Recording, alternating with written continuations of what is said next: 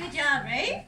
Yay! We love it when we inspire new people to write and to do their readings at open mic because it's you have to be brave to do it a little bit, right?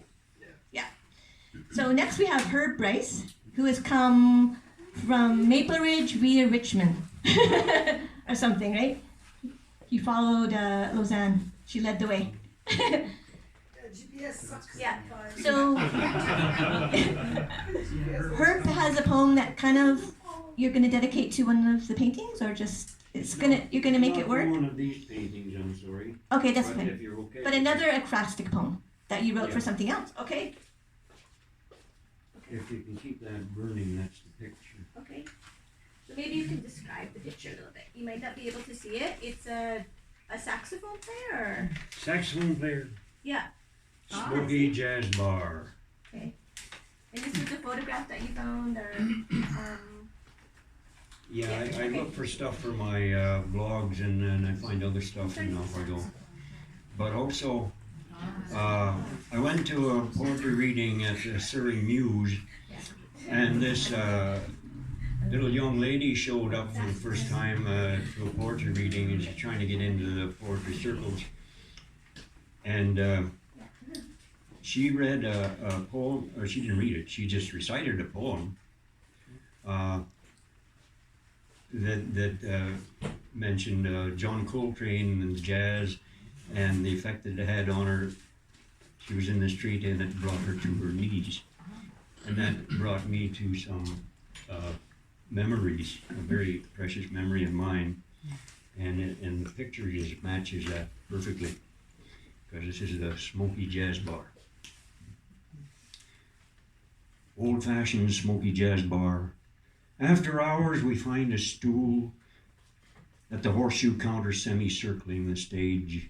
The buzz of anticipation is physical. The intro act is tinkling the ivories, and the player's hoarse voice is licking each note. My wife tingles in excitement.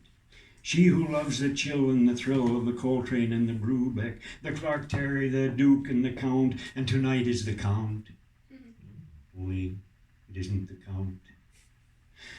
But then the explosion that is Joe Williams standing in for the Count, who is unaccountably incapacitated, and the opening strains of the Count's band, and the sheer beauty of it all brings tears to her eyes. Oh, to hear it alive. And then Joe steps into the limelight, and he opens his mouth, and those unexplainably magnificent notes pierce the smoky air and hang there in a collective of a bravado cloud of notes. And that saxophone, that magnificent, mellow, beaten-up old travel saxophone, wails and moans a jazzy, throaty wail, and the smoky atmosphere dances with the beat and worms its way into our very souls. And the drums pick up where the sax leaves off in our hearts, skip every other beat. So in love we are. In the smoky old saxophone.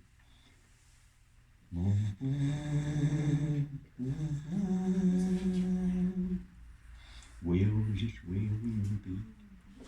And Joe's aide comes up behind my Annie with one single red rose and presents it to her.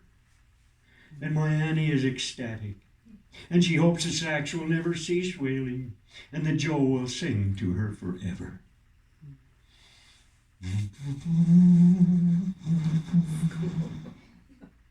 And how sweet was that night. Oh, we had fed our souls and come away renewed and refreshed, and incapable of ever forgetting that magic night.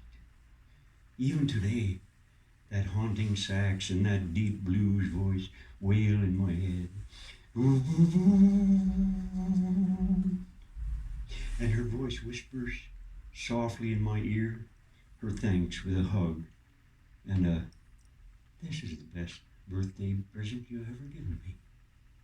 And I reply, "Welcome to Canada, my love, in the universal language of peace and of love, in 5/4 jazz blues jive time. Welcome, my love, to Canada." And that big fat cloud, of dancing notes hang softly in the air laden with memories. And I still see Annie and Joe Williams' single red rose and the happiness that is her face.